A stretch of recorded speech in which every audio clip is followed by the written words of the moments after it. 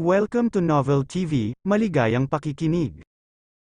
Night with the CEO Claire's POV, isang malakas na ungol ang aking pinakawalan, hindi ko mapigilan ang sarap na aking nararamdaman. Sigaw ko, mas lalong humigpit ang hawak ko sa kanyang braso, halos magkasugat na nga ang braso at likod niya dahil sa higpit ng magkakahawak ko sa kanya. Yes, ungol niya naman, mas lalong nagiging agresibo ang galaw niya sa loob ko. Shit, I'm coming. Isang bayo pa ay narating na namin ang aming inaasam-asam, bumagsak ang kanyang katawan sa aking tabi. Hingal na hingal kami pareho, that was awesome. You like it? Tanong niya sakin habang hinihila ako papalapit sa kanyang katawan, some-andal naman ako sa makikisig niyang dibdib. Yes, I love it, sabi ko at humarap sa kanya at binigyan siya ng isang matamis na halik. Ikaw nagustuhan mo ba? Yes, that was good, I mean awesome. Tumawa siya ng mahina habang hinihimas-himas ang aking mahabang buhok. Kung tinatanong nyo kung sino siya lang naman si Nathaniel Sebastian, my boss, the CEO of Sebastian's company. Siya ang kaisa-isang anak ng mga Sebastian at siya rin ang nagmamay-ari ng isa sa pinakamalalaking resorts and hotel sa buong Asia. Ako naman ay si Claire Moore, isa ko sa nagtatrabaho sa kanyang company, isang pangkaraniwang babae na kailangan buhayin ang sarili. I don't have parents, I grow up in the orphanage. Hindi ko na hinahangad na magkaroon ng masaganang buhay, basta ang alam ko lang ay kailangan kong mabuhay para sa aking sarili. Nakilala ko si Nathaniel sa opisina, isang cold-hearted guy at simpre matinik sa mga babae dahil sa kanyang kagwapuhan at kakisigan. Hindi ko siya pinapansin noon kahit lagi siyang usap-usapan ng mga babaeng malalandi sa kumpanya. Ginagawa ko lang ang trabaho ko, umiikot lang ang mundo ko sa trabaho. Kaya lang nagkaroon ng party ang kumpanya, because we closed the deal na nagkakahalagang $1 million, nagpa-party si Nathaniel sa isang high-class bar, kahit ayaw kong pumunta ay nagpunta ako dahil required daw. And then, sa party may nagpainom sakin ng alak na may kasamang ecstasy. I don't know what is happening to me, ang gusto ko lang ay maghubad dahil sobrang init. Then may co-workers dinala nila ako sa isang private room, I think they're 3, kahit naman nakainom ako ay alam ko pera ang ginagawa ko. Nang pinahigan nila ako ay bigla akong natakot, I'm a virgin that time, tumayo ako at pikit na lumabas sa kwarto ngunit nakita ako ng 3 lalaki, sumisigaw lang ako at umiiyak that time, takot na takot ako, mahina akong nagdadasal na sana may taong tumulong sakin. Nang natanggal na nila ang blouse ko ay biglang bumukas ang pinto, nakita ko ang isang binatilyong waiter sa bar kasama si Nathaniel Sebastian, ang boss ko. Natakot naman ang mga lalaki at bigla na lang silang nagsialisan, ngunit sinabi ni Nathaniel sa kanila na tatanggalin na sila sa trabaho at wag nang magpapakita pa sa kanya. Nakakatuwang isipin na may mga mababait pa palang tao na handang tumulong kahit walang kapalit, at ang hindi ko pa inaasahan ay isa sa taong tumulong sakin ay si Nathaniel Sebastian. Mahigpit niya akong niyakap, halos hindi na ako makagalaw dahil nanlalambot ang buo kong katawan, tila parang gripo ang luha ko na patuloy lang sa pagbuhos. Ang hirap lang isipin na kahit wala kang ginagawang masama sa kapwa-tao mo ay kaya kanilang saktan ng walang kalaban-laban. Binuhat ako ni Nathaniel at sinakay sa sasakyan niya, wala akong maiyakan, walang akong kaibigan, wala akong kakilala, pero nung binuhat ako ni Nathaniel piling ko kilalang kilala ko na siya, piling ko ligtas ako sa bisig niya at piling ko sa wakas may taong maiiyakan na ako. Dinala niya ako sa kanyang kondo, ewan ko ba kung bakit hindi ako natatakot sa kanya, ewan ko ba kung bakit hindi pa ako tumakbo ng pababa kami ng sasakyan. Pinatulog niya ako sa kama niya. Nararamdaman ko pa ang yakap niya sakin noon at ang pagpapatahan niya sakin na tila isa akong sanggol na kailangang ingatan. Nagising ako ng 3 at naalala ko na naman ang nangyari sakin sa bar. Gusto ko maalis ang hawak ng mga lalaki sakin kaya nakiligo ako sa banyo ni Nathaniel at paglabas ko ay nakita ko siyang gising habang hinihimas ang kanyang sentido. Dahan-dahan akong lumapit sa kanya at sinabi ko na, "I want to forget their touch, please make love to me, Nathaniel." Umiiyak na sabi ko sa kanya, lumapit naman siya sakin at pinunasan ang aking luha. Bawat haplos ng kanyang mga kamay ay parang nakakalimot ako sa mga nangyari. Binigay ko sa kanya ang lahat, pati virginity ko. He's my first, he took my virginity, I don't know what will happen next, basta ang alam ko lang ay hindi ko pinagsisisihan na sa kanya ko binigay ang pagkababae ko. Maaga akong umalis sa kondo niya, dahil nahihiya akong baka maabutin niya pa ako. Pumasok ako sa opisina na taas noo pero na parang walang nangyari kagabi, Kahit ang totoo ay nasasaktan ako. Nasasaktan ako sa pagtitig nila sakin. Nasasaktan ako sa pagbubulungan nila na para akong isang bayerang babae. Hindi naman ako bayerang babae, di ba? Hindi ko naman Jen Austen yun, di ba? Minsan ay nakikita ko si Nathaniel pero todo iwas lang ako sa kanya. Pag tuwing makakasalubong ko siya kusa na akong nagtatago, dahil nahihiya ako sa pinaggagawa ko.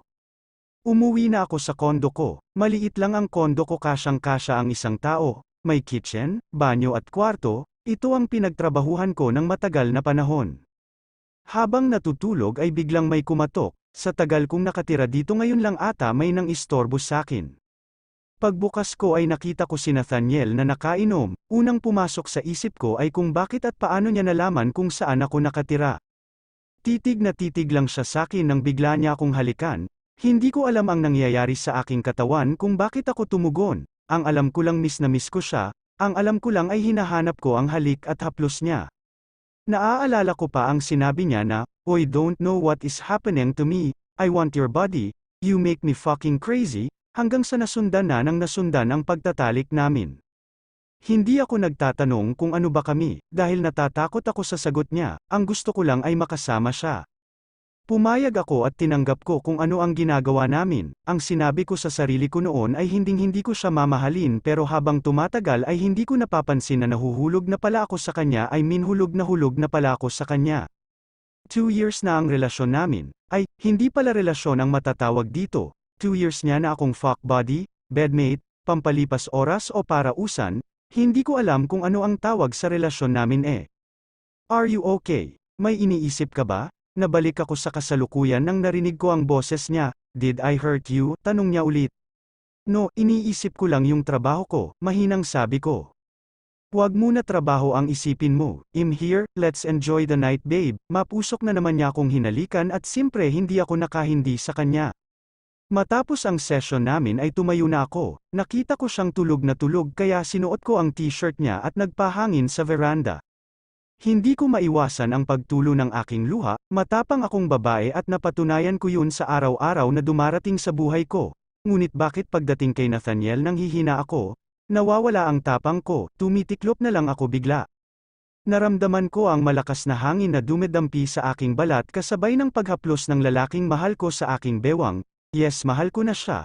At kahit ulit-ulitin ko sabihin sa isip ko yun, alam ko naman na hindi niya yun maririnig. You're crying, why? What happened? Tell me, pabulong na sabi niya. Mabilis kong pinunasan ang aking luha at humarap sa kanya. Nothing, wala lang to. Ngumuti ako sa kanya ngunit pilit ko paring iniiwas na magtama ang aming mga mata. Pinaharap niya ako sa kanya. Hindi kita pipiliting sabihin ang problema mo, but always remember that I'm just here, handa akong makinig sa'yo. Hinalikan niya ang aking noo. Gusto ko siyang pigilan sa mga sweet gestures niya dahil mas lalo akong nahuhulog sa kanya, mas lalo akong nahuhulog sa lalaking hindi naman kayang suklian ang aking pagmamahal. Nagising ako na wala siya sa tabi ko, nilaibat ko ang aking mata at nakita ko ang sulat kamay niyang sulat. I'll go ahead, you sleep like a baby, that's why I didn't disturb you, see you babe, what's new? Lagi naman ganito, hindi ko siya nakikita tuwing gigising ako ng umaga. Hindi ako pumasok ng 3 araw dahil masakit ang pagitan ng hita ko. Medyo hindi rin maayos ang pakiramdam ko, nasusuka ako ngunit wala itong nilalabas. Pagkatapos ng 3 araw ay sinalobong ako ng isa sa co-workers ko. Oy, 3 araw kang wala. Ano nangyari sa'yo? Si Sir mainit ang ulo this past few days kasi yung dalawang kumpanya niya ay unti-unti nang na-bankrupt at nalaman yun ng daddy niya kaya galit na galit, kaya pala hindi man lang siya nagto o tumawag man lang, sabi ko sa isip ko. Nasaan si Sir ngayon? Patay mali siya kung tanong. Wala, nagpunta sa ibang bansa, pipilitin niya daw na ayusin ang na-bankrupt na kumpanya. Nalungkot naman ako. Ibig sabihin matatagalan siya dun. Sige na, magtatrabaho na ako, pagpapalim ko sa co-workers ko. Tumango na lang siya at iniwan ako. Dapat pala pumasok ako kahit masama ang pakiramdam ko. Yan tuloy, hindi man lang ako nakapagpalim sa kanya, malungkot na turan ko. Uy, namumutla ka ma'am, nahihilo ka ba? Sabi ng guard na nadaanan ko. Maagang akong nag-out sa trabaho dahil masakit ang aking ulo, gusto ko na lang magpahinga.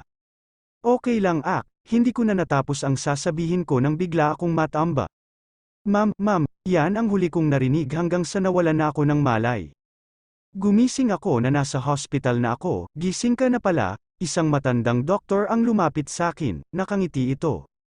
Dok, ano pong nangyari, may sakit po ba ako? Wala iya, normal lang sayo ang na nakakaramdam ng hilo sa panahon ngayon, nakangiting sabi niya, kaya ngumiti rin ako. Uy Miss Nathaniel, I really miss him, I miss his hug, kiss, smell and touch, kailan ba kasi siya uuwi? Dobling ingat lang because your baby is really sensitive. Masyadong mahina ang kapit ng bata, tila hindi ako nang marinig ko ang sinabi ng doktor, po, baby? Yes, you're 3 weeks pregnant. Hindi mo alam? Umiling ako kasabay ng pagtulo ng aking luha sa mata. Hinaplos ko ang aking tiyan, my baby na ako, sabi ko sa aking sarili. Mas lalo kong gusto makita si Nathaniel, gusto ko ipaalam sa kanya na buntis ako, baka sakali na ito na ang hinhintay namin para mahalin niya rin ako. Napangiti ako at muling hinawakan ang aking tiyan, baby just hold on, lumaban ka para kay mommy and daddy, hindi pa kita nakikita pero mahal na kita, mahinang bulong ko dito.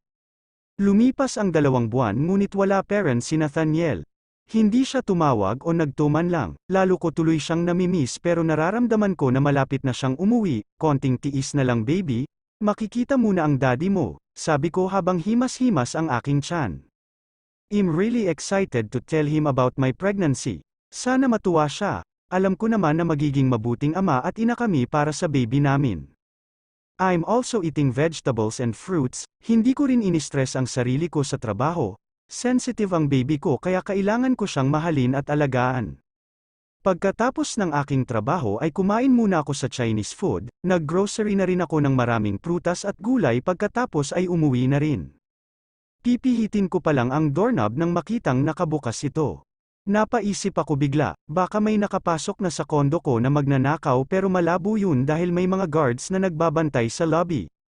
Dahan-dahan akong pumasok, you're here, isang boses ang aking narinig kaya hinanap ko kaagad ito. Nathaniel, you here, patakbo akong lumapit sa kanya, mahigpit ko siyang niyakap at hinalikan sa pisngi. Nathaniel, bakit ang tagal mong bumalik? Okay ka lang ba, gusto mo kumain, ipaghahanda kita. Nakangiting sabi ko, hindi ko alam kung ano na ang una kong itatanong sa kanya. Hindi yan ang pinunta ko dito, seryosong sabi niya. Pilit akong ngumiti sa kanya kahit kinakabahan ako sa sinasabi niya, hinatak ko na lang siya papuntang kwarto, kinuha ko ang resulta ng pagbubuntis ko at binigay sa kanya. Ano to? Nalilitong tanong niya, gusto ko sana na kumain muna tayo bago ko ibigay yan. Pero mukhang nagmamadali ka kaya binigay ko na lang yan sayo, buksan mo, hindi mawala ang ngiti sa aking mukha. Binuksan niya ito, laking gulat ko nang may tumulong luha sa kanyang mga mata. Masaya ba siya dahil magkakababy na kami? Mabilis akong lumapit sa kanya at binigyan ito ng mahigpit na yakap, magkakababy na tayo Nathaniel, tumulo na rin ang luha ko, dahil sa saya na nararamdaman ko. Hindi ito pwede, sabi niya at kumalas sa pagkakayakap ko. Anong ibig mong sabihin, anong sinasabi mong hindi pwede, nalilitong tanong ko, mukha kasing nabibigla lang siya. Nilukot niya ang papel at itinapon ito, Nathaniel ano ba, abort it, abort that baby, sabi niya habang nakaturo ito sa aking tiyan. Nanlaki naman ang mata ko, no Nathaniel, this my baby, this is your baby, why Nathaniel, kanina saya ang nararamdaman ko ngunit ngayon ay pagkalito, why Nathaniel, anak mo ito. Huhu, I'm getting married, pumapatak din ang kanyang luha. Yun lang naman pala mabilis ko siyang nilapitan. Hinawakan ko ang mukha niya upang humarap sakin, pwede naman yun di ba? Nathaniel pwede yun. Okay lang kahit magpakasal ka sa iba, itago mo na lang kami ng anak mo. Handa akong magtago Nathaniel. Handa akong maging kabit mo Nathaniel, please, wag mo lang ipa-abort ang anak natin. Huhuhu, unti-unti akong lumuhad sa harapan niya. Tumayo ka dyan, stand up Claire, pilit niya akong pinapatayo. Nakikita ko sa mata niya na hindi niya gusto ang sinasabi niya, mukhang nabigla lang naman siya.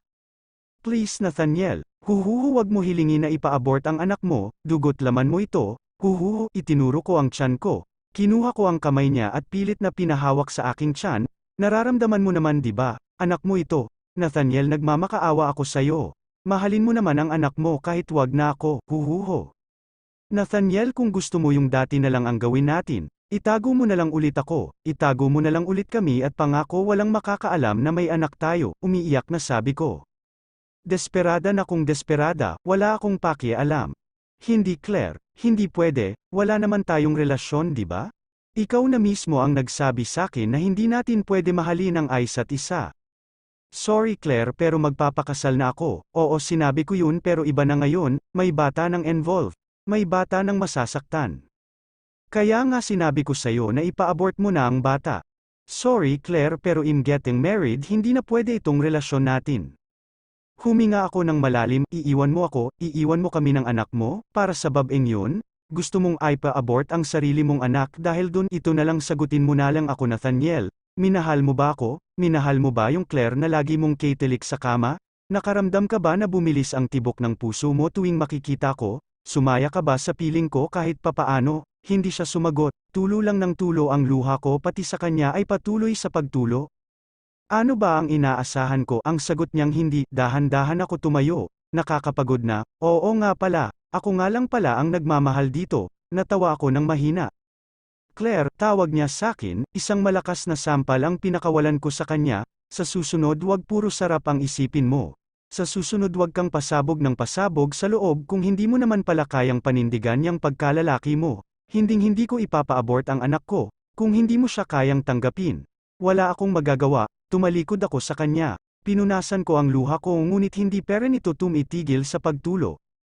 I don't wanna see you anymore Nathaniel, ayaw ko nang makita ang lalaking pinag-alayan ko ng lahat, ayaw ko nang makita ang lalaking minahal ko, at higit sa lahat ay ayaw ko nang makita ang lalaking gusto pumatay ng walang kamuwang-muwang na sanggol, best wishes Nathaniel. Tumalikod na ako, naglakad ako palabas ng aking unit, gusto kong maupo sa sahig at maglupasay dahil sa sama ng loob na nararamdaman ko. Gusto kong saktan ang sarili ko dahil sa katangahan ko, wala na ang lalaking mahal ko. Kesa si Nathaniel ang lumabas ng kondo ay ako, ayaw ko na siyang makita. Siguro hihintayin ko na lang na makaalis siya sa kondo ko at mag-iimpake na ako ng gamit ko. Uuwi ako sa probinsya, sa may bahay ampunan magpapatulong ako kay Sister Makaahon. Kakayanin ko ito para sa amin ng baby ko, kakayanin ko ang lahat ng sakit na idinulot sa akin ni Nathaniel, kakayanin ko ang lahat ng sakit na ay dinulot ng taong mahal ko at ng ama ng magiging anak ko. At pag nakayanan ko ito, ipinapangako ko sa sarili ko na mararamdaman niya rin ang sakit at hirap na idinulot niya sa akin. Naglakad lang ako ng naglakad, Claire, tawag ng isang boses na ayaw kong marinig. Agad ko naman itong nilingon. Nakita ko si Nathaniel na tila hinahabol ako, natatakot na ako sa kanya, natatakot na ako na baka pag lumapit siya sa akin ay pilitin niya akong ipa-abort ang baby ko. No hindi pwede ito, kung hindi niya kayang tanggapin ang bata, ako na mismo ang bubuhay sa anak ko hindi ko siya kailangan. Hindi ko kailangan ng isang Nathaniel Sebastian sa buhay ko, tumakbo lang ako ng tumakbo hanggang sa Claire's POV, excuse me po ma'am, nagising ako sa boses ng isang flight attendant. Sumilip ako sa labas ng bintana, ma'am we are now arriving at the Philippine Airlines, tiningnan ko ang babae at binigyan ng mapait na ngiti, thank you, sabi ko. Yumuko siya at umalis na sa harapan ko. Kinuha ko ang melita at shoulder bag ko, may mga umalalay sa aking mga lalaki, ma'am your car is waiting, ani ng lalaking personal assistant ko. Hindi ako sumagot at sumunod lang sa kanya, isinuot ko ang shades ko. Huminga ako ng malalim bago pakilabas ng airport, it's good to be back here in the Philippines, wala pa ring pinagbago. Masikip peren, maingay, madumi at higit sa lahat magulo peren, ipinangako ko dati sa sarili ko na hindi na ako babalik sa lugar na ito. Sa lugar kung saan pinahirapan, sinaktan at pinatay ako hindi lang emosyonal pati physical. Pero mukhang pinaglalaroan ata ako ng tadhana dahil pinabalik ako dito ng aking inahan. Kailangan ko raw makausap ang may-ari ng inuupahan naming building dito sa Pilipinas upang mabili na namin ito at hindi na kami mahirapang magpalipat-lipat ng lugar para sa aming negosyo. Isang mamahaling mga bags and accessories ang negosyo namin, maraming artista sa Hollywood ang bumibili nito. Sa sobrang sikat ng bags and accessories namin, hindi lang dito sa Pilipinas sikat ang negosyo namin ng aking inahan, kundi sa iba't ibang sulok ng mundo. Hindi ko lang alam kung bakit dito lang sa Pilipinas nagkakaroon ng problema, sa bansang ayaw ko nang balikan, sa bansang aking kinasusuklaman. Pinagbuksan ako ng pinto ng sasakyan ng aking PA. Habang nasa sasakyan ay nakatingin lang ako sa bintana, nadaanan namin ang Sebastian Group of Company. Tuwing nakakarinig o nakakakita ako ng Sebastian na pangalan ay umuusok sa galit ang aking kalooban. Hindi ko na lang ito pinansin at pilit na pinakalma ang aking sarili. Nakarating ako sa kondo na aking tutuluyan, masyado itong malaki para sa akin pero wala akong pakialam, mayaman na ako, lahat ng ginusto kong gawin o bilhin ay makukuha ko na, hindi na rin nila ako pwedeng tapak-tapakan dahil hindi na ako yung Claire Moore na dating mahina. Claire Moore Seryo 2.0, lahat ng tao kaya kong paluhurin gamit ang aking kapangyarihan at pera. Ring ring ring asterisk napatingin ako sa aking cellphone nang tumunog ito, tingnan ko muna ang caller at sinagot ito. Hello mom, how are you baby? Nakarating ka na ba sa hotel na tutuluyan mo? Tanong ng aking ina-inahan. No mom, hindi na ako nagstay sa hotel, pinakuha ko na lang ng kondo ang secretary ko. What? But baby, are you okay there? Yes mom, I am, don't worry malaki naman ang kondo ko at kumpleto na sa gamit. It feels like I'm in the hotel na rin. Ganun ba, sabi niya, narinig ko pa ang pagbuntong hininga niya. Okay if that what you want, but promise me one thing, you will be safe there my baby daughter. Yes mom I promise I'll be safe here. I love you. I love you too. Goodbye. Pagpapalam ni mom. I put my phone down and take a deep breath, I take a shower first so that I can rest and sleep. Dobleng ingat lang because your baby is really sensitive. Masyadong mahina ang kapit ng bata, po, baby. Yes, you're 3 weeks pregnant. Hindi mo alam, I'm really happy right now, I can't wait to tell Nathaniel that he's going to be father. Nathaniel, Nathaniel you here? Nathaniel bakit ang tagal mong bumalik? Okay ka lang ba? Gusto mo kumain ipaghahanda kita? Hindi yan ang pinunta ko dito. Ano ito? Gusto ko sana na kumain muna tayo bago ko ibigay yan. Pero mukhang nagmamadali ka kaya binigay ko na lang yan sayo. Buksan mo, magkaka-baby na tayo Nathaniel. Hindi ito pwede. Nathaniel ano ba? Abort it? Abort that baby? No, not my baby Nate. Bigla akong napabangon dahil sa aking masamang panaginip. Hanggang ngayon tinutugis pa rin ako ng aking masamang alaala, it's been fucking 4 years since my baby died. Hinimas ko ang ulo ko at hinilat-hilit ito. Tumayo ako sa kama at dumiretso sa veranda. Gusto ko ng hangin, gusto ko makalanghap ng sariwang hangin. Kasalukuyan akong nasa veranda ng aking kondo, tinitingnan ko ang mga ilaw na kumikinang dito sa taas.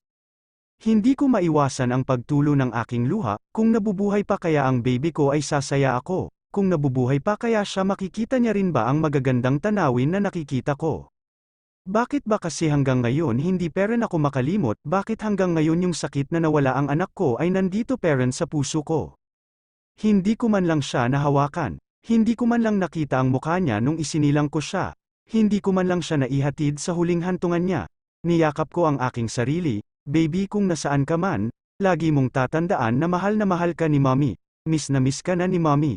Umiiyak na sabi ko. Tila lumakas naman ang hangin at parang may humaplos at yamakap sa akin.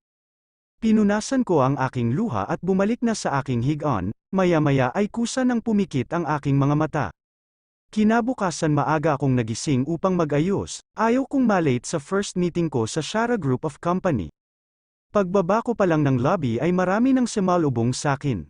Good morning Ma'am Claire Seryo, your first meeting will be in Shara Group of Company. Hindi ako sumagot sa aking secretary at tuloy-tuloy lang na naglakad.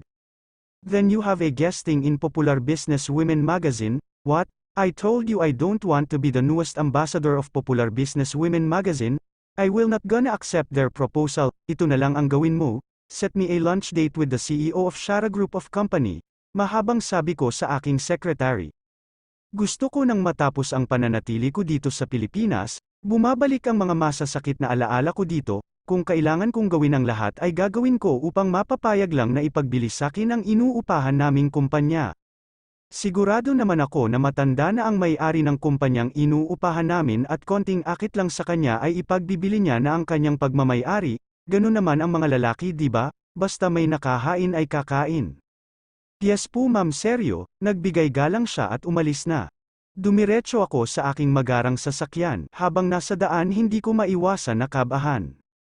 Siguro iniisip ko kung papayag ba itong ipagbili ang sarili niyang kumpanya. Mabilis kaming nakarating sa Shara Group of Company. I asked Mr. CEO Secretary, sabi niya hintayin ko na lang daw ang kanyang boss dahil may kausap pa itong importanteng tao. Habang hinihintay ang CEO ay naisipan ko munang mag-cur. Bago ako pumunta ng restroom ay sumilip muna ako sa opisina, may nakita akong matanda na may kausap sa telepono. Siguro ito ang sinasabi nilang CEO, sabi ng isip ko. Umiling na lang ako at kinuha ang bag ko. Excuse me, where is your restroom here? Tanong ko sa secretary. Go straight po ma'am and then go to the right, thank you, nakangiting pagpapasalamat ko. Habang naglalakad ay biglang may bumunggo sakin, papagalitan ko na sana ito nang bigla siyang nagsalita, I'm sorry Miss Beautiful, sabi ng batang babae. Napataas ang kilay, bakit may bata dito? Hindi ko alam na pwede na palang maging playground ang kumpanyang ito. Huminga ako ng malalim at yumuko upang magpantay kami, you're not supposed to play here, this is not a playground, tila hindi naman siya nakikinig at sinusuri ang aking mukha. Tiningnan ko rin siya ng mabuti, she looks cute, his pink cheek and lips, his long and curly hair, she looks very familiar. Tinulungan ko itong makatayo, you're so beautiful MS thank you for helping me to stand, sabi niya, may pagkabulol siya pagdating sa letter S. I think she's just 3 or 4, I don't know, why are you playing here, tanong ko, bumusangot naman ang mukha niya. I'm looking for my daddy, do you know him, can you help me find my dad, please, pretty please, nagmamakaawang sabi nito, pinagdikit niya pa ang dalawa niyang palad at patuloy sa pagsabi ng please. Okay, I'll help you, but first you need to give me the name of your dad, kumislap naman ang kanyang mata, yehey, thank you MS my daddy's name is, CIA, tawag sa kanya ng dalagang babae, kaya napalingon kami dito, Sia, there you are, kanina pa kita hinahanap baby, let's go, your dad is looking for you, sumimangot naman ang bata at tiningnan ako. Lumapit ang babae at kinuha ang kamay ng bata, let's go na baby, akala ko na wala ka na. Nag-aalala na ako at ang daddy mo, sabi ng babae. Ayaw naman bumitaw ng maliliit na kamay ng batang babae sa akin. Sige na go to your mom, sabi ko dito, ngumuso naman siya at binitawan ang kamay ko. Habang papalayo silang dalawa, nakita ko ang lungkot sa mga mata ng batang babae. Palenggan lingon siya sa akin, hindi siya nakatingin sa dinadaanan niya. Huminga ako ng malalim bago magtungo sa restroom. Uy miss my baby. Siguro kung hindi ito nawala sakin ay magiging kaedad niya ang batang nakita ko kanina. Lumabas na ako ng restroom at bumalik na sa couch na inuupuan ko. Ma'am, Mr. CEO is waiting inside, sabi ng secretary. Okay, thank you. Tinaas ko ang maikling palda ko at kumatok ng 3 beses. Come in, sabi ng lalaki, kaya pumasok na ako na may ngiti sa mukha, ginagalaw-galaw ko pa ang aking puwitan upang mas sexy tingnan. Hi, I'm Claire Serio, it's nice to meet you, sabi ko sa matandang lalaki na nasa harapan ko, I think he's 70 up. Hello, I'm Dante Cali, former CEO of this company, it's nice to see a beautiful girl here. Hindi ko na siya pinatapos nang marinig ko ang salitang former CEO of this company, former, what do you mean by that, nalilitong tanong ko dito. Ngumiti ang matanda ng nakakaloko, yeah former, sorry I'm late. Biglang sabi ng lalaking kabubukas lang ng pinto. Unti-unti akong humarap sa lalaking nagsalita, oh God, Clara, sabi ng lalaki. Chapter 2, Claire's POV, Clara, sabi ng lalaki. Dahan-dahan akong humarap sa lalaking nagsalita, oh God not now, sabi ng isip ko, huminga ako ng malalim at pilit na ngumiti. Hi, I'm Claire Serio, it's nice to finally meet you Mr. CEO, tuloy-tuloy na sabi ko. Na para bang ayaw ko nang huminga. Nilahad ko ang kamay ko sa kanya, titig na titig siya sa akin, umubo kunwari ako dahil mukhang natutulala siya. Hi, I'm Nathaniel Sebastian, I'm the CEO of this company, nauutal na sabi niya. Matamis akong ngumiti sa kanya at binalingan si Mr. Cali, I thought you're the CEO Mr. Cali hahaha it's funny, pag-iiba ko ng usapan, so saan niyo gusto mag-lunch tanong ulit sa kanilang dalawa. I'm sorry MS Serio, but me and my wife have a lunch date, kaya hindi ako makakasama. Don't worry Mr. Nathaniel Sebastian will join you to lunch, nakangiting sabi ng matandang lalaki. Oh, nauutal na sabi ko, good luck to your lunch date, sabi ko sa matandang lalaki, ngumiti lamang siya at nagpaalam na, so Mr. Nathaniel tayo na lang ang natitira, San mo gusto mag-lunch? Tanong ko dito. Anywhere. Nakatitig lang siya sakin na parang nahihiya, kahit wala naman kailangang ikahiya. Okay, ako na lang ang pipili ng restaurant, kinuha ko ang bag ko at lumabas ng opisina niya. Nakita ko siyang nakasunod lang sakin. Sumakay ako sa sasakyan niya, at tinuro ko kung saan ang restaurant na gusto ko. Mabilis kaming nakarating sa restaurant, inalalayan niya ako ngunit pilit akong umiiwas. Thank you Mr. Nathaniel, sabi ko at umupo, magkaharapan kami ngayon. Nag-order na rin kami, nang dumating ang pagkain saka kami nag-usap. Mr. Nathaniel, kilala nyo naman ang mother ko right? I'll be more practical here, gusto kong bilhin ang pinapaupahan yung kumpanya sa Manila, sunod-sunod na sabi ko. Claire, I'm sorry hindi ko ipinagbibili ang kumpanyang yun, mapait akong ngumiti sa kanya. Mr. Nathaniel, I will triple the price, just name your price, pilit kong tinatago ang pagkainis kay Nathaniel.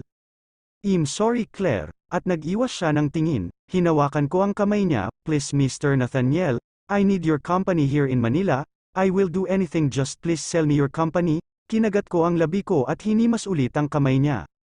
Claire, stop the crap, let me talk to you in private not here, at saka siya tumayo. Hindi na ako nakapagsalita nang bigla niya akong hatakin palabas ng restaurant.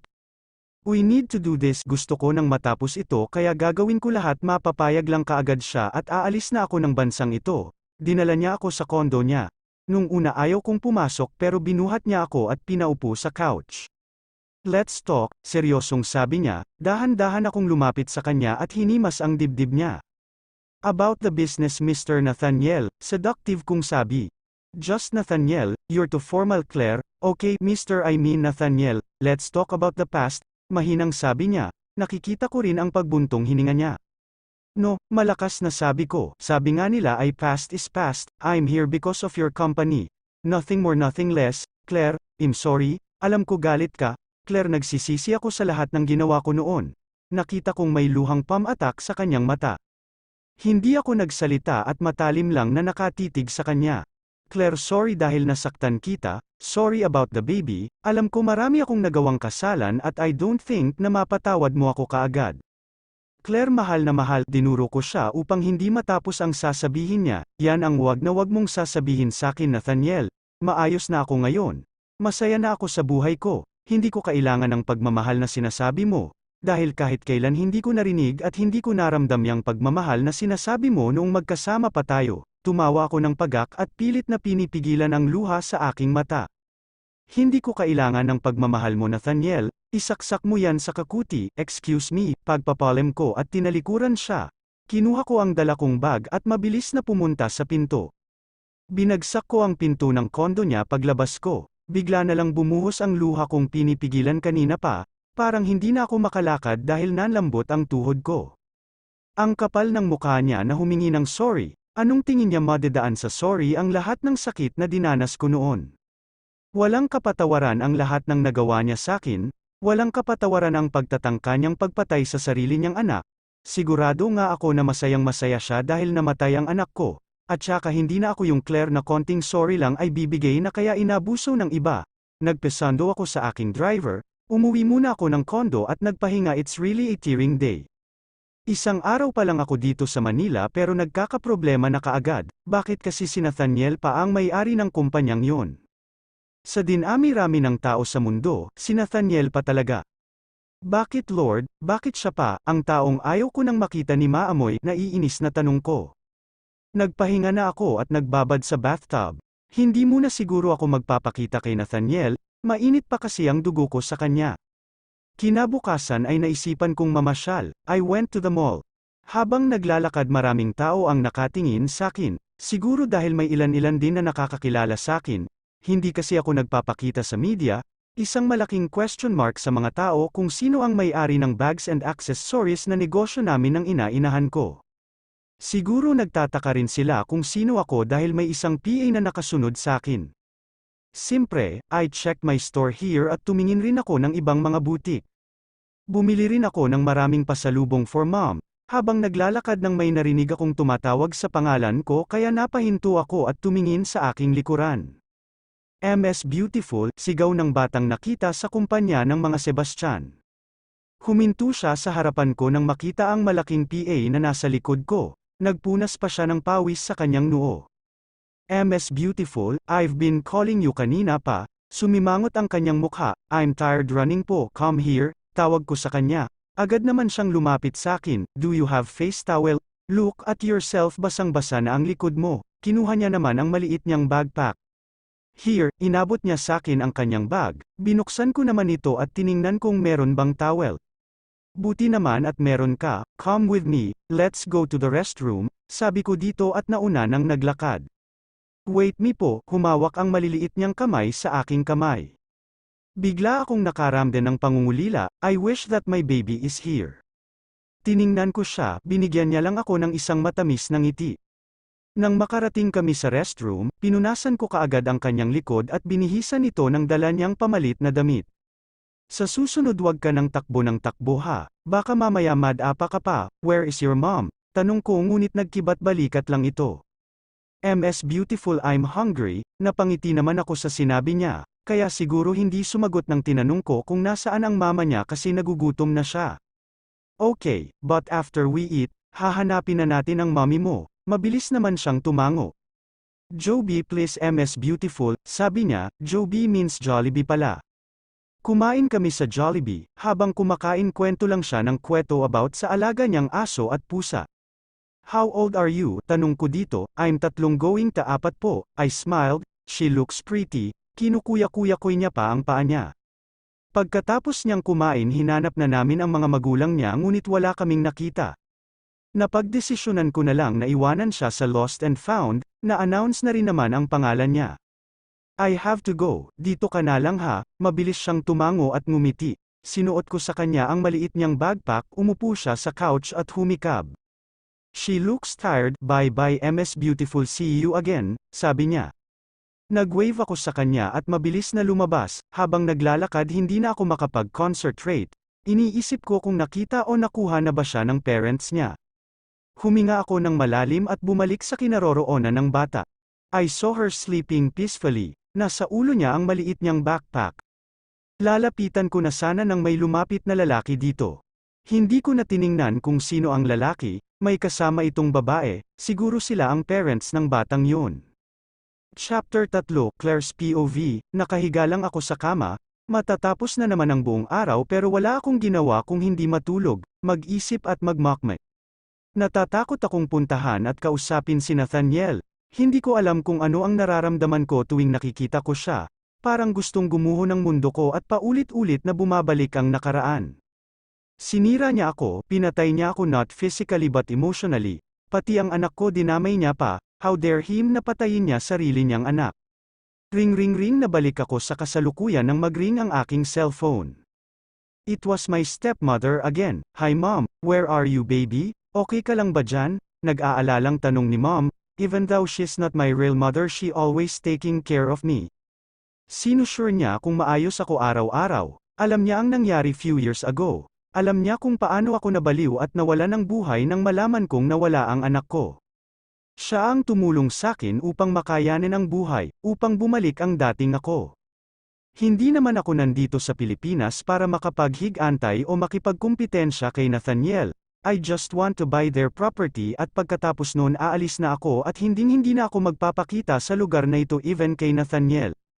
Yes mom, I'm okay. Nakausap mo na ba yung ang may-ari ng Chara's company? Pumayag ba silang bilhin natin ang property nila? Hindi pa po, pero ginagawan ako na ng paraan. Don't worry mom, lahat gagawin ko makuha lang natin ang property nila. Okay baby, mag-iingat ka dyan ha, bilisan mo sa pag-uwi dahil hinihintay ka na ng fiancé mo, natatawang sabi niya. Okay po, I love you mom, I love you too baby. Binaba ko na ang cellphone sa lamesa, pumikit muna ako sandali. I need to relax, gabi na rin naman at hindi pa ako nakakapasyal dito sa Manila so I'm thinking na uminom muna sa pinakamalapit na bar. Naligo ako at nag-ayos ng mukha, very simple fit dress lang ang suot ko. Hindi na ako nagpahatid sa driver ko dahil malapit lang naman ang pupuntahan kong bar dito sa kondo ko. Nang makarating sa bar, bumungad kaagad sakin ang lakas ng musika at iba't ibang uri ng ilaw na nagsasayawan. Halos lahat ng tao ay masayang nagsasayawan, May mga nakataksido rin na mga lalaki na tila isa itong mga bachelors na kagagaling lang ng trabaho. May mga nakita rin akong artista at mga anak-anak ng mga politicians. This is a high-class bar, poor people are not allowed here. Lumapit ako sa waiter upang tanungin ang pina-reserve kong VIP couch, hindi naman ako nandito para sumayaw o makipag-flirt sa mga kalalakihan, I just want to chill and drink some wine. This way ma'am, pagtuturo ng batang waiter sa pina-reserve ko. Thank you, pagpapasalamat ko sa waiter, he looks so cute dahil nakikita ko ang pagkapula ng pisngi niya. Naupo ako sa couch, I also order the expensive wine. Kitang-kita ko ang lahat ng tao ngayon dahil nandito ako sa second floor ng bar, I see how they flirt and make out each other, and that's really disgusting. Huminga ako ng malalim, mula nang saktan ako ni Nathaniel hindi na ako nagmahal muli, para sakin pare-pareho lang ang mga lalaki, mga manloloko at mapanakit sa huli. Kahit naman maraming nanliligaw sakin ay hindi ko na sila binibigyan ng pag-asa, ewan ko ba, siguro nagka-phobia na ako umibig ulit. Pero I have a boy best friend named Caleb Sai, he is a doctor sa kanya lang ako nagkaroon ng tiwala, siya yung sinasabi ni mommy na fiancé ko, gustong-gusto niya na si Caleb ang makatuluyan ko. Tumatanda na rin daw kasi siya at gusto niya ng makaroon ng apo, hindi na lang namin siya pinapansin ni Caleb dahil alam naman namin sa sarili namin na hindi kami para sa isa't isa, we're just best friend nothing more nothing less. Caleb Sai is a sweet guy, akala ko nga nung una bakla siya pero hindi pala. Sweet and caring lang talaga siya sa mga girls dahil puro lalaki ang kapatid niya. Minsan nga napagkakamalan kaming may relasyon dahil sa sobrang clingy niya. Uy miss him, I miss my best friend, siguro galit parent siya dahil hindi ako nakapag-polem sa kanya, sabi ko sa aking sarili. Excuse me, napatingin ako sa lalaking nagsalita, can I join you? Parang ang lalim-lalim ng iniisip mo, sumilay ang ngiti sa kanyang mukha. Fuck you ka Nathaniel Sebastian, pabulong na sabi ko. Siguro this is the right time para gumawa ako ng paraan na pumayag siya na ibenta ang property niya sakin. Ngumiti ako sa kanya, why yet take a seat here, tila nagulat naman siya sa sinabi ko pero umupo pa rin siya sa tabi ko. Nagkakalapit na nga ang braso naming dalawa sa sobrang lapit namin sa isa't isa. So why are you here ms seryo, seryosong sabi niya. We're not in your company Nathaniel, stop being formal, call me Claire. May pinagsamahan naman tayo di ba? Makahulugang sabi ko. Kinuha ko ang baso na may lamang wine at mabilis na tinungga ito, ang lakas ng tibok ng puso ko hindi ko lang ito pinahahalata. Yeah, so why are you here? Nothing, I just wanna drink and have fun tonight, what about you? What are you doing here? Tanong ko, kinuha ko ulit ang wine at pinuno ang baso. I just wanna drink, I'm stressed, nakita ko ang pagpikit ng kanyang mata at ang paghimas niya sa kanyang ulo. Hindi ko maiwasang maawa sa kanya, he looks so stressed at the same time handsome and hot, I mean forget what I said.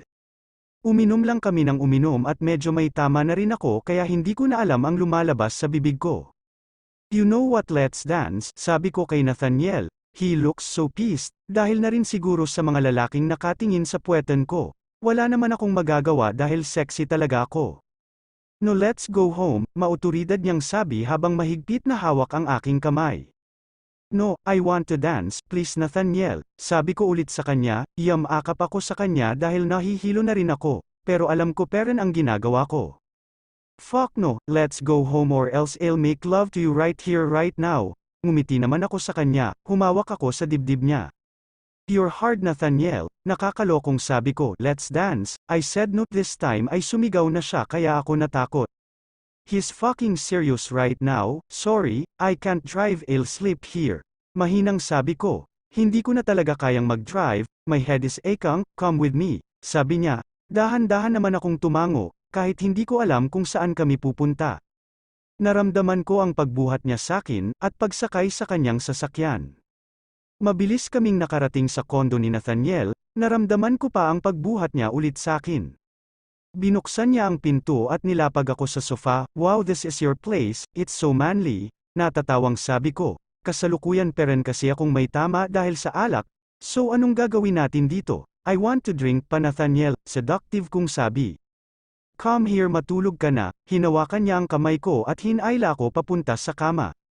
No, I don't want, naiinis na sabi ko. Ilan na ba ang babaeng nakagamit ng kama mo? Tapos patutulugin mo ako dyan. I'm not the one of your fucking girls, Nathaniel. Galit na sabi ko. Wala pang babaeng nakakagamit dyan, ikaw palang Claire, so do you expect na maniniwala ako sayo? No fucking way. Lumapit ako sa kanya at humawak sa balikat niya. Let's drink muna bago ako matulog. No Claire, lasing ka na. Hindi mo na alam yang mga sinasabi mo, sigaw niya sakin. Uminit naman bigla ang ulo ko. Di uuwi na lang pala ako, tang inang buhay ito, mabilis ko siyang tinulak at umalis sa harapan niya. Kapal ng mukha niyang sigawan ako, ramdam ko ang paghabol niya sakin, Claire please don't go, please nagmamakaawang sabi niya. Ihi begang, for God's sake tanong ko sa aking sarili. Lumapit siya sakin at humawak sa kamay ko, Claire please don't go, oh God, I miss his touch, I miss Nathaniel so much. Kahit alam kong mali na maramdaman ito, I'm not living, if you satisfy my needs tonight, tila nagulat naman siya sa sinabi ko. Kahit ako rin naman ay nagulat sa sinabi ko, I don't know what is happening to me, but I wanna feel him, I wanna feel his touch, I miss his lips and everything about him. Okay, sabi niya at agad na sinugod ang aking labi. Nanlambot ang buo kong katawan, hindi pa ako kaagad nakasabay sa halik niya dahil sa gulat. Ngunit ilang saglit lang ay humawak na ako sa batok niya at diniinan pa lalo ang ulo niya sakin upang mas magkadikit ang aming labi.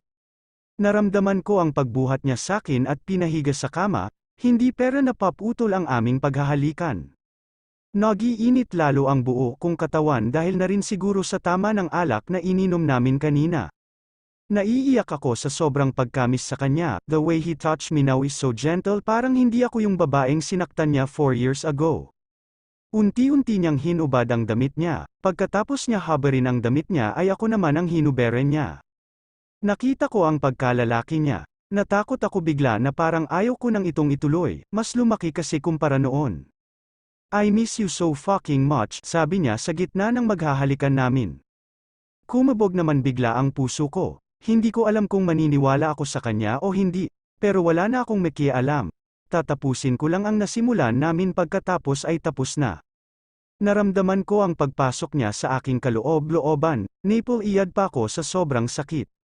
Para akong na-virginin ulit niya, sa bagay matagal-tagal din naman akong walang nakatalik, siya ang kauna-unahang gumalaw sakin at wala nang sumunod pa. Hindi ako nagsalita pero ramdam ko ang dobleng pag-iingat niya sakin.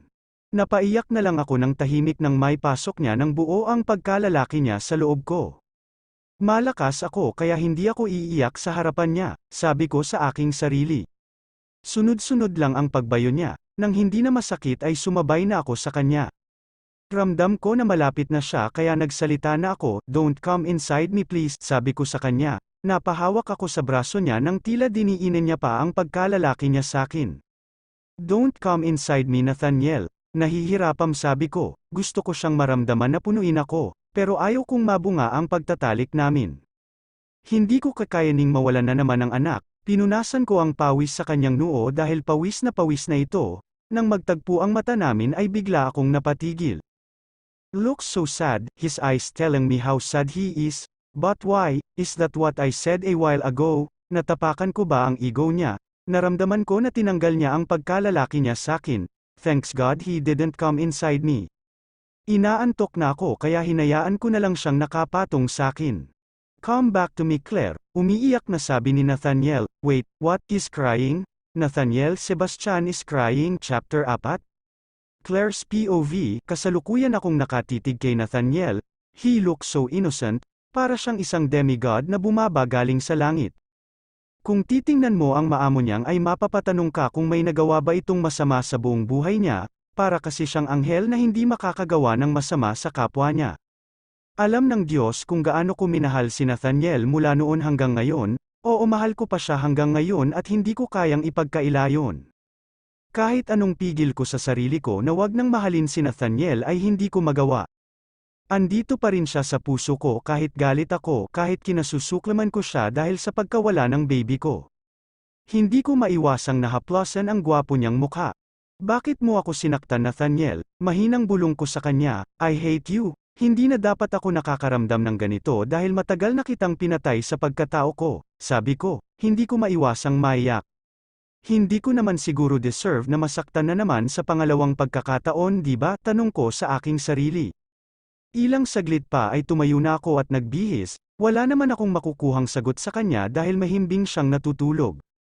Pagkatapos kong magbihis ay umalis na ako sa condo unit niya, nagtaksi na lang ako pauwi sa condo ko. Pagdating ko sa condo ko ay nag-shower na muna ako at nagpahinga, tiningnan ko ang orasan at 3 AM pa lang. Siguro kung hindi ako na-aksidente noon ay buhay pa sana ang baby ko. Siguro masaya kaming magkasama ngayon, bukas na bukas ay dadalaw ako sa puntod ng anak ko. Kinabukasan ay tinanghali na ako ng gising, naligo ako kaagad at nag-ayos. Kailangan ko pang pumuntang flower shop para bumili ng pasalubong sa baby ko. Magpapahatid na lang ako sa driver para hindi ako mahirapan. Manong alis na tayo, wag mong kalimutan na dumaan sa flower shop ha, nakangiting sabi ko sa matandang driver. Ma'am Claire, may naghahanap po sa inyong lalaki sa baba, pakisabi na lang po na hindi ako makakaharap sa kanya, may importante akong pupuntahan. Mabilis namang tumango si Manong. Nilock ko ng mabuti ang condo unit ko, mahirap nang magtiwala sa mga tao ngayon. Sinundo ako ni Manong sa harap mismo ng lobby, tumingin-tingin pa ako sa paligid dahil nakakaramdam ako ng kakaiba, parang may nakatingin sa akin kahit wala naman akong makita. Dumiretso kami ni Manong sa flower shop, isang mamahaling bulaklak na may kasamang balon ang binili ko. Sigurado akong magugustuhan ng baby ko ito, lahat naman siguro ng bata ay magniningning ang mga mata pag nakakita ng lobo. Mabilis kaming nakarating sa sementeryo, hindi pa ako nakakalabas ng sasakyan pero parang nanginginig na ang paanan ko. Huminga muna ako ng malalim bago maglakad papuntang puntod ng anak ko. Hi baby, kamusta ka na? Sorry ngayon lang nakadalaw si mommy ha. Napapayok ako dahil sa luhang kanina ko pa pinipigilan. Sorry baby dahil naiiyak si mommy, miss na miss lang talaga kita. Alam mo may nakilala akong batang babae, magkasing edad lang siguro kayo, kung buhay ka lang sana magiging kalaro mo siya baby.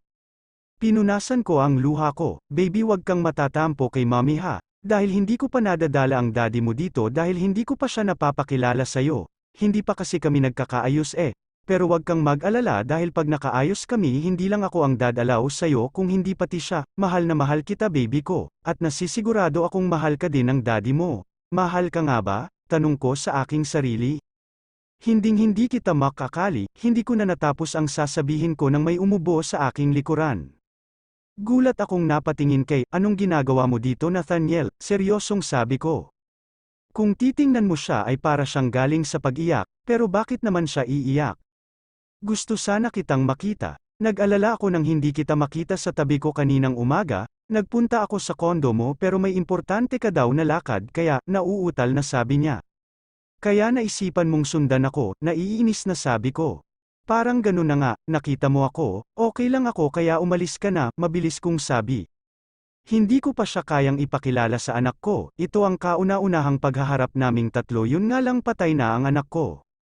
Claire mag-usap tayo please, pwede ba Nathaniel? Ngayon ko na lang ulit nakasama ang anak ko, wag mo naman sirain ang araw na ito para sa akin, galit na sabi ko. Claire kaya nga mag-usap muna tayo, pagpupumilit niya. No, kung ikaw puro kapakasarap sa buhay mo pues ibahin mo ako, Nathaniel hindi ko na kayang maging masaya ng dahil sayo. Ikaw ang may kasalanan ng lahat ng kamalasan na nangyari sa buhay ko kaya pwede ba stop messing with my personal life, kasalukuyan akong nakatingin sa kanya. Ito na naman ang luha ko na walang kapaguran sa pagtulo. Claire hindi mo kasi naiintindihan malungkot na sabi niya. Hindi ko talaga maiintindihan Nathaniel, ikaw ang may kasalanan kung bakit nasa puntod na yan ang anak ko. Ikaw ang may kasalanan kung bakit ako nagdurusa ngayon. Nathaniel paulit-ulit na bumabalik sa akin ang alaala kung paano mo sabihin na ipa-abort ang anak ko, umiiyak na sabi ko. I'm sorry Claire, alam kong mali ako sa lahat ng sinabi ko. Pinagsisisihan ko na ang lahat ng yun, kahit magsisi ka ng magsisi ay hindi kita mapapatawad. Hindi ko kayang sikmurain ang taong katulad mo Nathaniel. Galit ako sa'yo. Huhuho, sa sobrang galit ko ay hinampas ko ang dibdib niya. I hate you Nathaniel. Hindi kita mapapatawad. Huhuho, pilit niya namang pinipigilan ang kamay ko. Tama na Claire please. Tama na, pati siya ay umiiyak na rin. Ano ba itong buhay na ito? Pagkatapos ng mainit na pagtatalik namin kagabi ngayon naman drama punyet ang buhay ito. Kontang-kota na ako sa sakit na nararamdaman ko, mahigpit niya akong niyakap, tama na please, patawarin mo na ako. Lahat gagawin ko please, no, I hate you Nathaniel. Nagsisisi ako dahil minahal pa kitang G**go ka, please lahat gagawin ko. Gagawin ko lahat Claire patawarin mo lang ako, please. Nagmamakaawang sabi niya. Piniglas ko ang pagkakayakap niya sakin, pues buhayin mo ang anak ko, buhayin mo ang baby ko Nathaniel. Huhuhu, bigla siyang napatigil at seryosong napatitig sakin. Hindi mo kaya di ba pues ganun din ang pagpapatawad ko sa'yo Nathaniel. Hindi kita kayang patawarin, sabi ko at malakas siyang tinulak upang mapalayo sakin. Tinalikuran ko siya ng umiiyak, why does it hurt to fucking leave him? Bakit parang gusto ko na lang siyang yakapin nang mabawasan ang sakit sa puso ko? Akmang maglalakad na ako nang magsalita siya, kung hinayaan mo lang sana ako magpaliwanag, hindi ko na lang siya pinansin at patakbong sumakay sa sasakyan. Ma'am Claire, okay lang po ba kayo? Tanong ng matandang driver. Okay lang po ako, sabi ko, agad kong pinunasan ang aking luha. Pero bakit ganon, kahit anong punas ko ay hindi nauubos ang pesteng luha na ito? Chapter 5, Claire's POV, nagpahatid ako sa kondo ko, magang-magana ang mata ko kakaiyak kanina. Kasalukuyan akong nakahiga sa kama habang patuloy parent sa pag-iyak. Kailan ba mauubos ang luha ko? Tanong ko sa aking sarili. Unti-unti na namang bumabalik ang mga masasakit na alaala at the same time pinipigilan ito ng masasayang alaala namin ni Nathaniel. Flashback, Nathaniel take a look at this, pinakita ko ang maliliit na puppy na kasalukuyang hawak ko. Nakangiti siyang lumapit sakin at yamakap sa likuran ko. Babe, you know that I hate dogs right? Sabi niya, halata naman talaga na ayaw niya dahil nilalayo niya pa ang mukha niya habang nakayakap sa likuran ko. Hindi ka naman kakagate nito babe ang liit-liit lang nito oh, nakasimangot na sabi ko. May phobia si Nathaniel sa mga aso, malaki man o maliit dahil nakagat daw siya ng alaga nilang aso noong bata siya. Tinanong ko kung bakit siya kinagat sabi niya kinuha niya lang daw yung larwang buto ng aso nila. Nasuntok ko nga siya ng paulit-ulit pagkatapos niya magkwento common sense naman kasi simpre inagawan niya ng buto yung aso nila kaya nagalit sa kanya. Kahit na maliit yan, lalaki at lalaki din yan babe. Sayang naman, sige na nga wag na lang, malungkot kong sabi. Ngumiti ako sa may-ari ng puppy at inabot ito, salamat na lang po, ayaw kasi talaga ng kasama ko ng aso sabi ko sa may-ari ng aso. Ganun ba, sige, okay lang ipamimigay ko na lang sa iba, salamat po, ngumiti ako ng pilit. Laking paghihinayang ko sa puppy na ipamimigay ng matanda, mahal pa naman ang mga ganong puppy pag bumili ka. Baby ka na, Milo pagpapalem ng matandang babae, pinakaway niya pa ang aso niya, ang cute lang tingnan. Humarap ako kay Nathaniel at humawak sa mukha niya, sayang naman si Milo, Nathaniel, dismayado kong sabi. Babe huwag ka humawak sa mukha ko, mag-aamoy aso ako niyan kakahawak mo lang kaya sa aso, ang arte mo naman po Mr. Nathaniel, natatawang sabi ko, hindi ko peren inaalis ang pagkakahawak ko sa mukha niya, kahit naman mag-amoy aso ka. Ikaw peren ang pinakamabangong lalaking aso sa balat ng lupa, corny mo babe. Halika na uwi na lang tayo sa kondo ko. Baka may makakita sa atin dito, sabi niya habang tumitingin-tingin sa paligid. Bigla tuloy akong na-disappoint sa sinabi niya, ayaw niya talaga na may makaalam sa relasyon namin. Pero sino ba naman ako para ma-disappoint sa kanya, I'm just his girlfriend in benefits sa tagong lugar. Pangarap kong ipagsigawan ni Nathaniel sa buong mundo kung sino ako sa buhay niya. Pangarap kong malaman ng mga tao na sakin lang si Nathaniel at sa kanya lang ako. Pero, sa ginagawa niyang pagtatago sa relasyon namin, unti-unti na akong nawawalan ng pag-asa kung seseryosuhin pa ba niya ang real sayo namin o hanggang ganito na lang kami, habang buhay magtatago sa mga taong nakapaligid sa amin. Ano na naman ang iniisip mo babe? Kanina pa ako salita ng salita dito hindi mo naman ako pinapakinggan, sorry. Nagugutom ako Nathaniel. Kain muna tayo bago umuwi, sabi ko sa kanya, kumukulo na rin kasi ang tiyan ko dahil sa gutom. Okay, let's go, humawak siya sa kamay ko at hinayla ako papuntang sasakyan, wala naman kasi masyadong tao kaya niya nagawang hawakan ang kamay ko. Mabilis kaming nakarating sa restaurant, babe order ka na, sabi niya, hindi siya nakatingin sa akin dahil busy na naman kakapindot ng cellphone niya. Sarap nga itapon ang cellphone niya ano ba itong sinasabi ko pati tuloy cellphone niya pinagseselosan ko na, lalaking waiter ang lumapit sa akin, hi po ma'am, ano po ang order nyo? Nakangiting tanong ng binatilyong waiter. Hi, ano yung best seller nyo dito sa menu nyo? Hindi kasi ako makapili dahil sa sobrang dami ng putahe. Nakangiting sabi ko rin sa waiter. Roast beef with red currant sauce po ang best seller namin dito ma'am. Sige, isang roast beef and then padagdag na lang ng garlic pasta, sabi ko. Tumingin ako kay Nathaniel dahil hindi pa ito nag-o-order. Busy pa rin pala sa kakapindot ng cellphone niya, wala akong choice kung hindi ordran na lang siya. Ano pa po ma'am beautiful, biglang napatingin si Nathaniel sa aming dalawa ng waiter. Masama siyang nakatingin sa binatilyong waiter habang ang waiter naman ay walang kaalam-alam dahil nakatingin ito sa akin. Chicken salad na lang, without tomatoes please, mabilis kong sabi para umalis na siya sa harapan ko. Ngunit ngumiti pa ito ng pagkatamis-tamis. Okay po ma'am beautiful, sabi niya bago umalis. Nakahinga ako ng maluwag. Ano yun, may pa ma'am beautiful pa siya. Stop smiling to that kid, biglang sabi ni Nathaniel.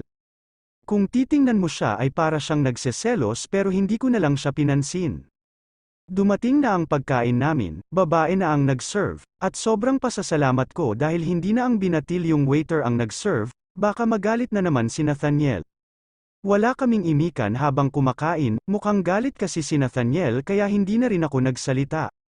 Mabilis kaming natapos at kinuha ang bill. Ma'am beautiful ito na po ang bill nyo. Tumingin ako sa gilid at nakangiti na naman ang binatilyong waiter. Salamat, kinuha ko ang bill at inabot kay Nathaniel. Nathaniel is serious, halata sa mukha niya ang galit sa waiter. Ma'am beautiful sigaw ng waiter nang suntukin siya ni Nathaniel. Napatayo naman ako bigla upang pigilan si Nathaniel.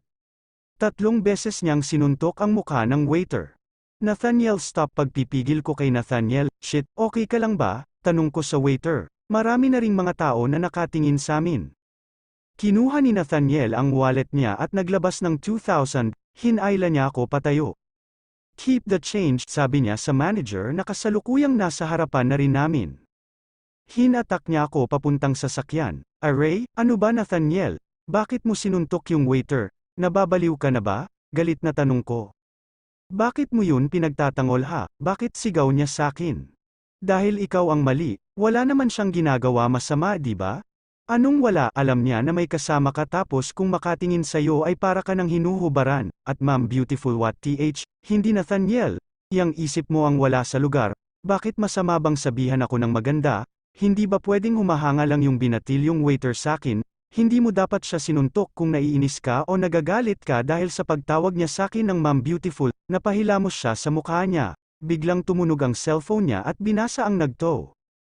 Huminga siya ng malalim bago magsalita, halika na, iihatid na kita sa bahay mo, kalmado niyang sabi. Wow, just wow. Kanina sa kondo niya ako iuuwi ngayon naging bahay ko na.